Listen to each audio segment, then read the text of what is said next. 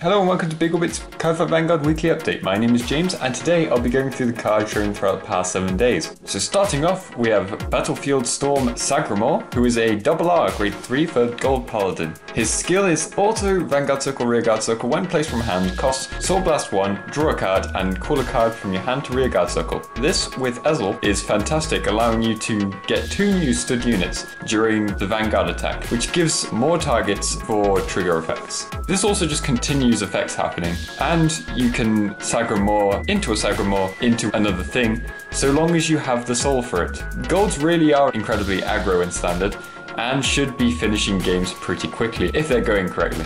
Golds also get shown their grade 1 perfect guard, which is Clad Crest Lion. For Nectar, we have the RR Dandelion Musketeer Merca. Her first skill is Auto Vanguard Circle Rearguard Circle when placed, costs Soul Blast 1, call a plant token to Rearguard Circle in the same column as this unit.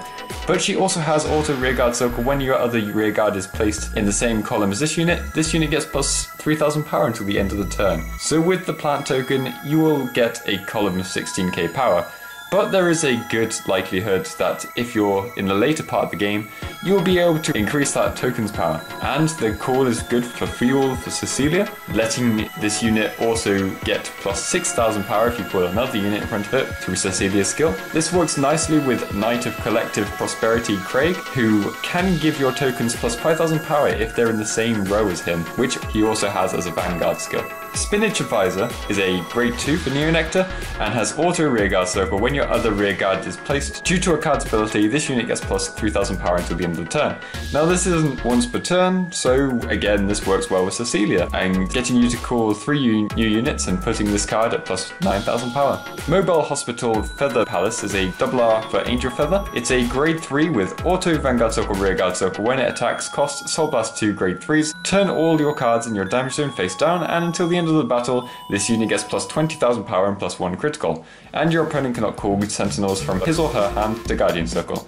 Luckily, Metatron can essentially counter charge 1, but this skill uses up a lot of resources nevertheless, though you don't actually need face-up damage to activate the effect. This is similar to Death Ward and Antlion, but with more power. It does take longer to set up than Antlion, but the risk is a lot smaller. So I can imagine this is going to do well to finish games, and if it doesn't, then you will still have a good chance to continue living. Doctoroid Ether is a 8k grade 2 with Auto Rearguard Circle. When its attack hits Vanguard, costs Soul Blast 1. Put a card from your damage zone into your hand and put the top card of your deck into your damage zone face down. It's probably going to be quite hard hitting due to this unit's threat and its low power, but Zerakiel can help it with her power up. Angel Feather also get the RR, which is Rear Impetus Celestial Armati with Auto Vanguard Circle Rearguard Circle when placed from hand, costs Soul Blast 1.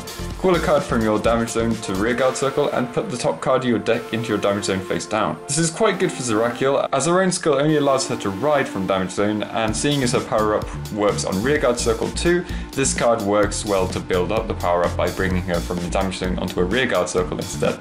Underlay Celestial Esadil is a grade 1 with Auto Rearguard Circle when placed from hand, cost Counterblast 1, swap a unit from your hand with a card in your damage zone. As always, you can swap a face down card with a card from your hand.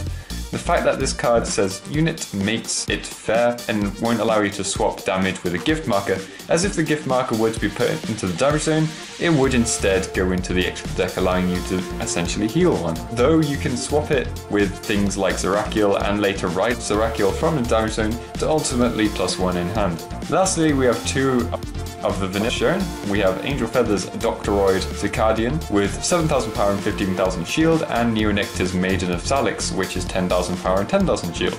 And that is everything for this week. Be sure to check out next week when I'll be going through the card shown throughout the next 7 days. We have seen nearly everything from the high rarity cards now of this set, so I wouldn't be surprised if we see some VEBO4 cards next week with Gear Chronicle, Great Nature and Genesis. Be sure to check that out to see if we do get some of that. And let me know your feelings about Feather Palace. Do you think it's worth the Soul Blast of 2 and counterblasting everything? Or do you think Angel Feather won't exactly be hurt by that cost at all? Either way, I hope to see you next time. Bye!